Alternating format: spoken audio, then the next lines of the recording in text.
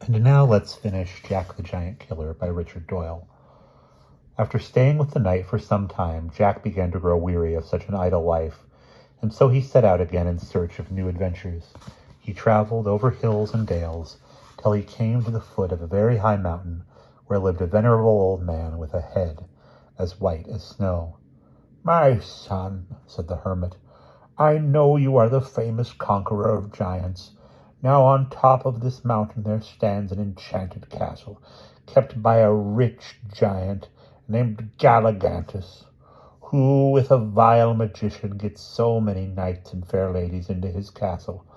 Above all, I lament the cruel fate of a duke's daughter, whom they seized as she was walking in her father's garden, and brought hither in the air a chariot drawn by 2 fiery dragons, and turned her into the shape of a deer.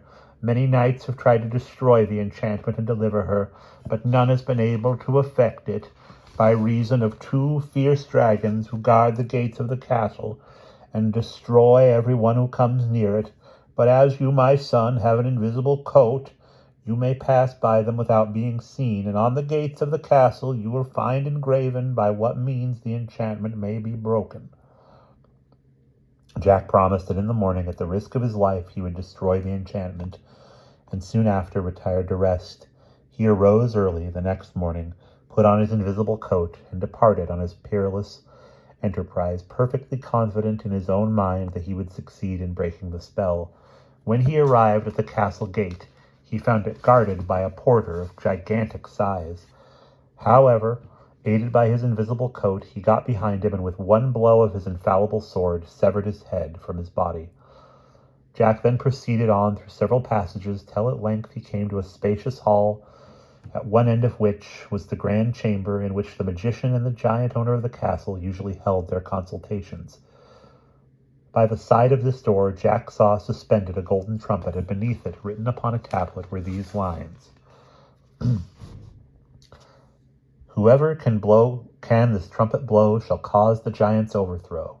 Jack was hastening toward the trumpet when all of a sudden he beheld 2 fierce dragons crouching at each side of the door, whose furious looks made even Jack's stout heart tremble within him.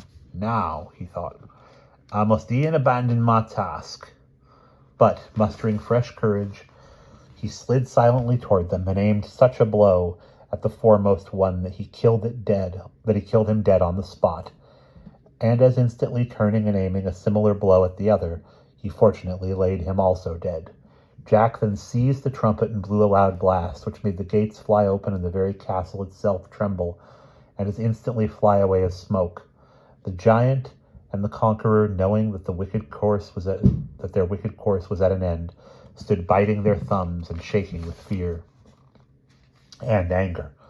Jack, with his sword of sharpness, soon killed the giant, and the vile magician was then carried away in a whirlwind.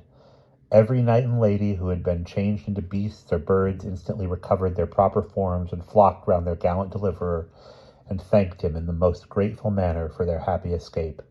After this, Jack cut off the head of Galligantus and sent it, together with an account of his proceedings, to King Arthur.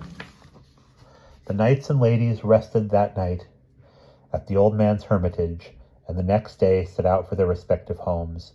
Jack and the Duke's daughter then left for the court of King Arthur, where they both arrived safe and were joyously received by the king and the good old Duke. Jack's fame now spread through the whole country, and at the king's desire the Duke gave him his lovely daughter in marriage, to the great joy of the whole kingdom. After this, his majesty gave him a large estate as a reward for his past services, upon which he and his lady lived the rest of their days in peace and content, beloved and respected by all. Thus ends the history of Jack the Giant Killer.